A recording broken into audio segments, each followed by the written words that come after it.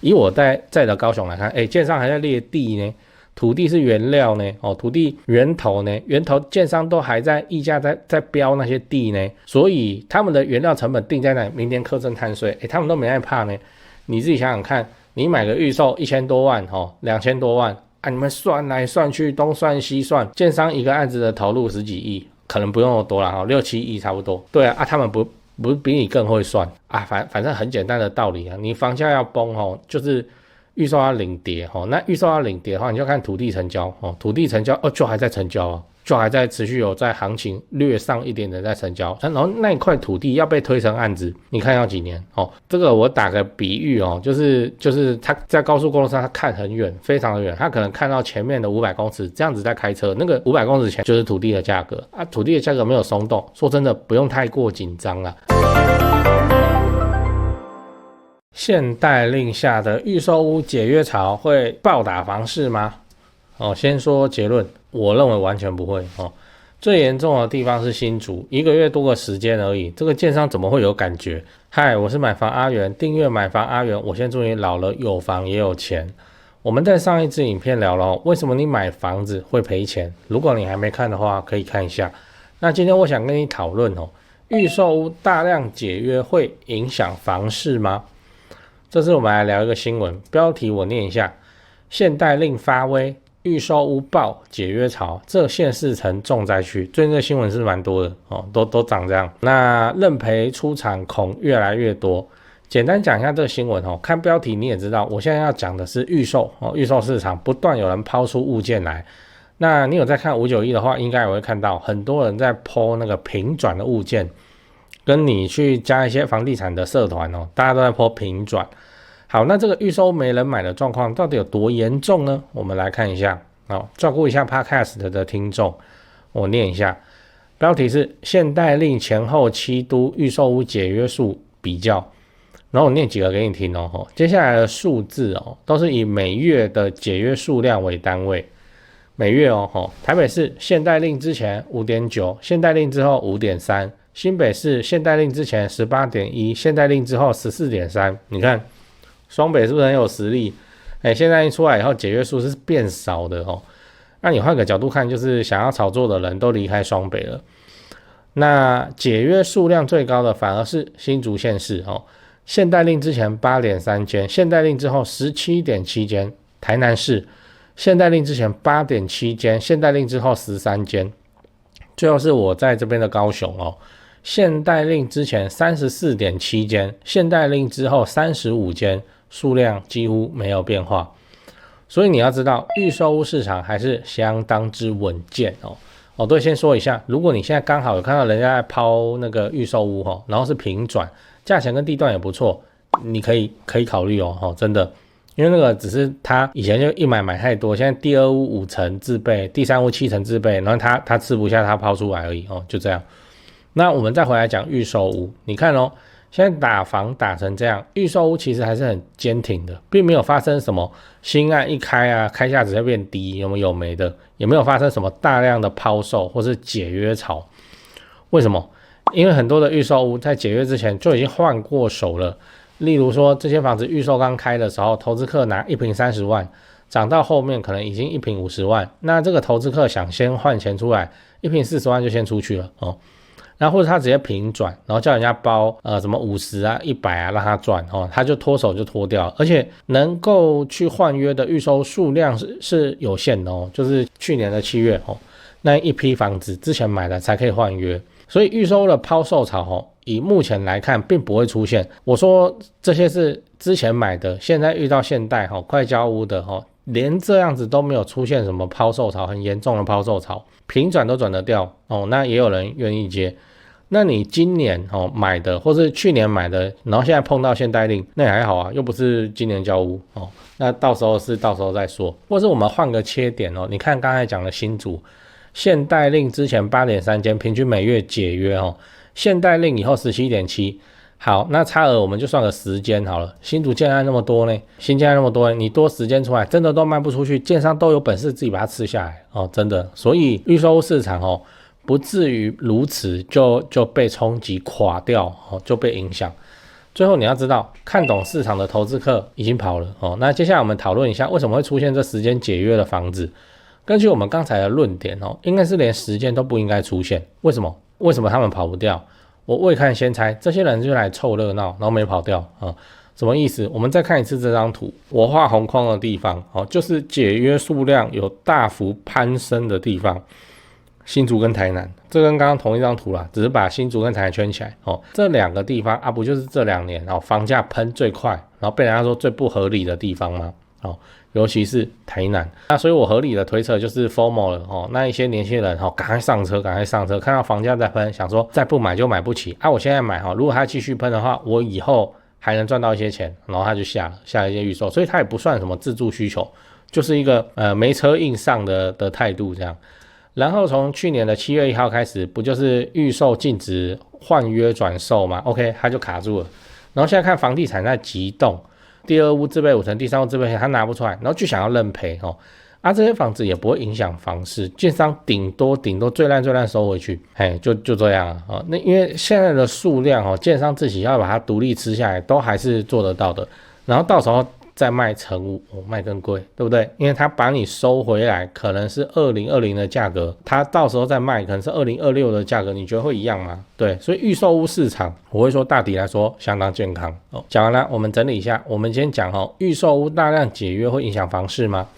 我先跟你分享了一个新闻，就是在限贷令的追杀之下，预售屋出现了解约潮，但实际上解约的人并没有很多。像是大幅提升的新竹限贷令之前平均每个月 8.3%， 限贷令之后 17.7%， 你可以说增加1倍，以涨幅来看就100%，但是以间数来看就是整个新竹就多10间有人要解约，这还好吧？对啊，这个建商自己就吃下来了还是很轻松的，守得住行情。如果真的一个月解约超过80间150间那个就是所谓的崩崩的迹象现在看起来真的还相当健康那另外我也跟你分析了为什么解约的数量没有变多，因为很多都在解约之前就已经平转过了也不能说平转，就是转手掉了那剩下的没有平转，真的必须要去走到解约这条路就是因为他瞎买又卡到去年7月1号预售屋禁止转让，所以他们只能认赔数量就像我说的，少到建商都不太会痛。如果你现在想要去捡这些平转的房子，我是认为是 OK 的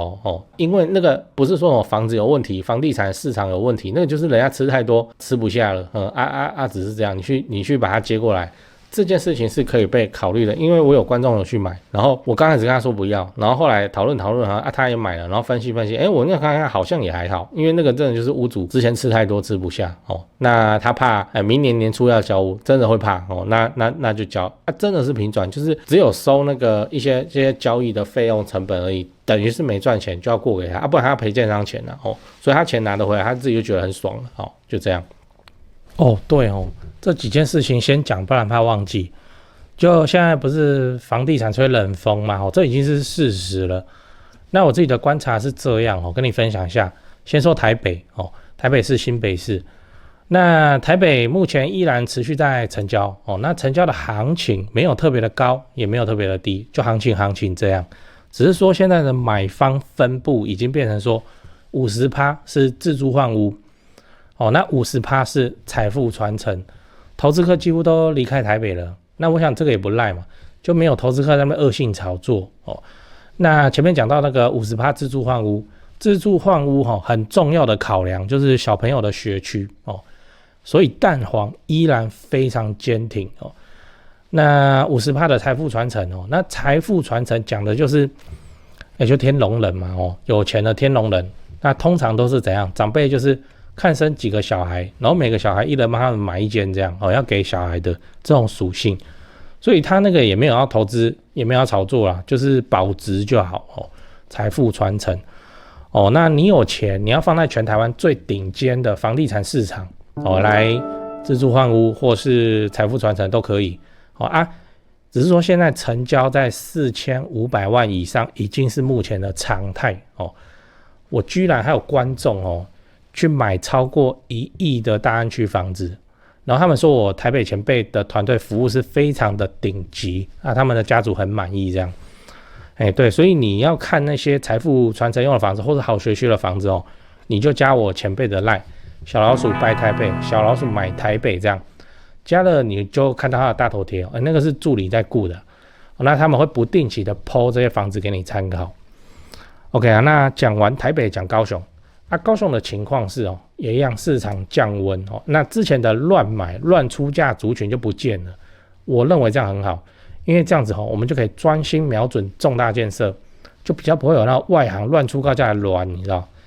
那自从我拍了会员影片我会员影片不是都会拍重大建设嘛？那陆陆续续我拍了高雄的重大建设有，楠梓台积电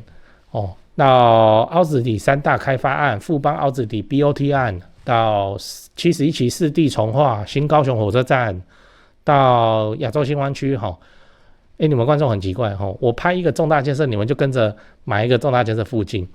高雄我是很有信心没想到说，这个观众好像比我还有信心买的比我还贵，买的比我还多，真是蛮夸张那看好高雄，你瞄准重大建设，就找我推荐的台湾房屋美术之星店700坪，高雄最大房仲店。那在高雄你要卖还是要买那你就给他们一条龙就好了，就跟我一样，我过去10几年都是他们处理的，这是真的那我付的中介费这样子加起来早就超过7位数，那你看我还是愿意推荐他们就是真的很没问题嘛很专业很 OK。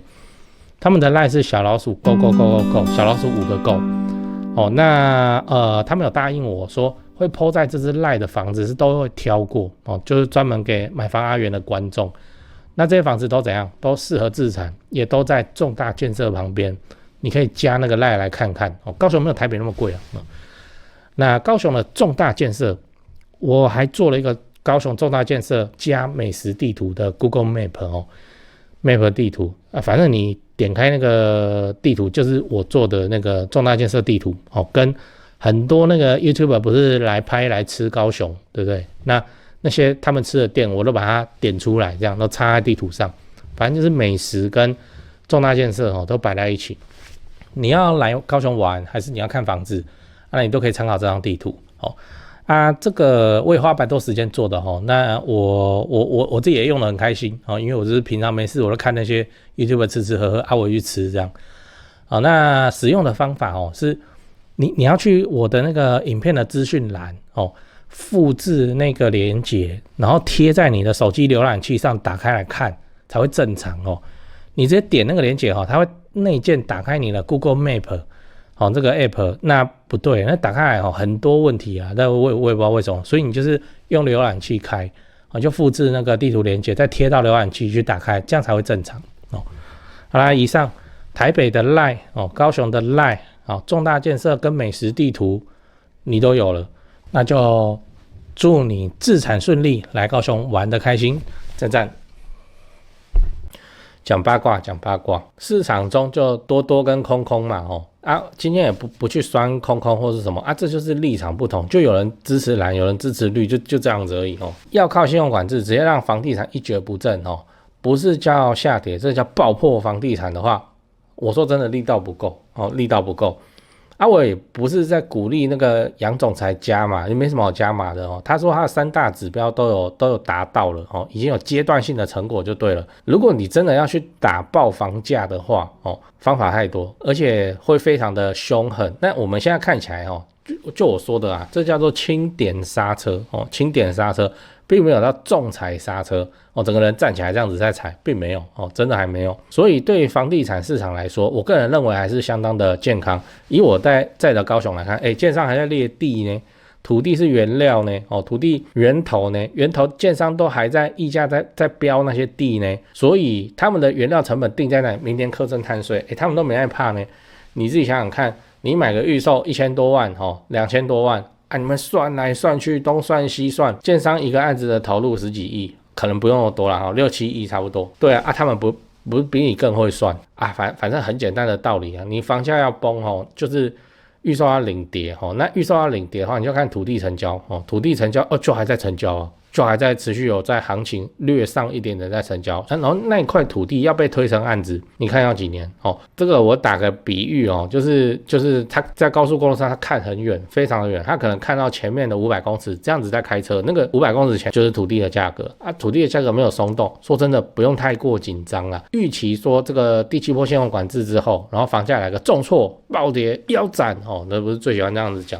等不到，对不对？没等到。我说真的，房价腰斩哦，到时候对空自己不是好事情啊，真的不算是。我不知道为什么他们就很期待房价腰斩。我告诉你，台湾房地产要出现腰斩哦，一定是很惊天动地的事情。房地产因为金额那么巨大哦，它只要跌个5%、跌个8%、跌个10%。这在银行担保品那边可能都会出现状况了。你要让它跌50%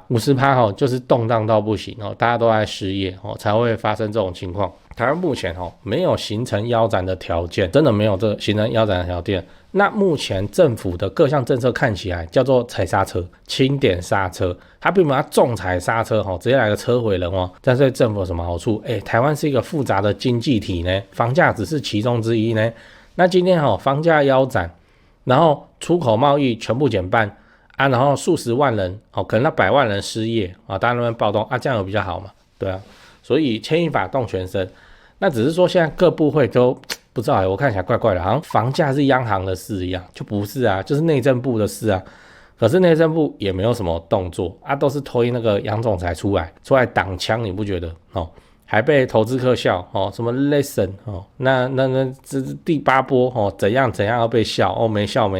不要再挑衅人家了。对啦哈，人家是央行有的是方法那现在人家轻点刹，我们就要看得懂哦。那赖总统在国庆的时候的演说也是打炒房哦，打炒这个字，他们要打爆房啊。如果他要打爆房，他就直接在国庆演说直接说我们一定会做到哦，房价腰斩。我靠，我讲出来我也不玩了就没有啊房地产是货币重要的蓄水池，所以叫它跟在这里就好了。那现在会发生的这些解约或是干嘛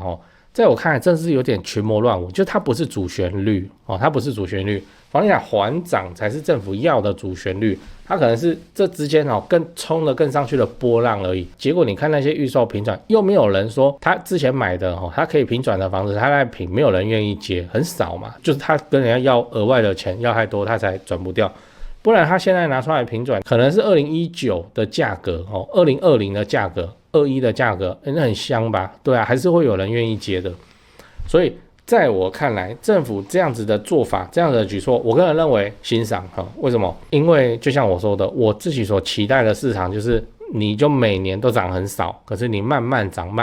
连涨10几年大家都有机会慢慢去累积那大家本业慢慢赚钱，慢慢存都有机会小换大旧换新。你不然一次暴涨，就像这2年暴涨，但我有房子，我是受益者啊，我感觉很爽，可是我自己看都觉得不健康你这样暴涨是这么嗨在哪里？暴涨以后卡在那边不会动，那不会动，问题就是这里，卡在那边不会动要多久？不知道没有人知道，我也不知道还好我们有先上车，所以我宁愿是一路向上然后一直往上爬，每年都少少的，我也不期待那个什么一下暴涨，这东西真的不是很健康。那现在我个人在高雄的体感是房地产吹冷风，大家都在观望，买方在观望，先锁起来，然后一切都是过年后再说，这很合理嘛我要是现在是个自住买方，我也是这样，我现在买，等到交屋装好，我赚过年呢，那干嘛？那就等过年后再说就好了等拿到年终奖金，其他再研究。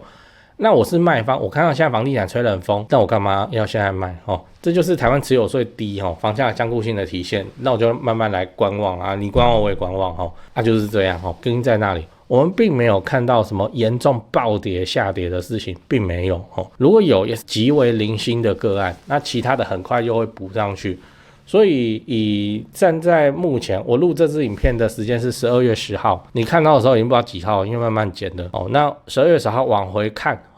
我现在往回看9月19号央行第3次理监事会议的第7波限用管制，我认为对房地产造成的情况叫做轻点刹车，一切健康，非常厉害这下手之精准。好，那我往前看，我在录这支影片是12月10号，12月19号央行2024年第4次理监事会议，也就是传说中的第8波，不知道会不会那时候打出来，观察观望，就这样。所以不知道呢，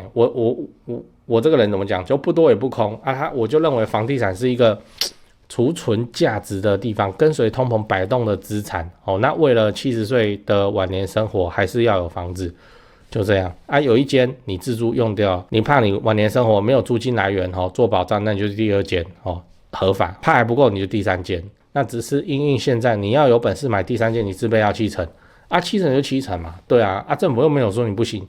不能买，你就7成硬给它下去嘛，周期拉长很长，很长就很长嘛，就是这样。反正我们又不是只争这个朝朝夕夕，我们的70岁的时候手上有房也有钱，那个才是追求，那个才是目标。还是要讲那句，现在赢忧都不算什么，70岁赢才算赢啊！70岁才是这整场人生游戏初步结算的时刻。那你到70岁回过头来看2024年第7波信用管制，你会觉得怎么样？这叫毛毛雨，对不对？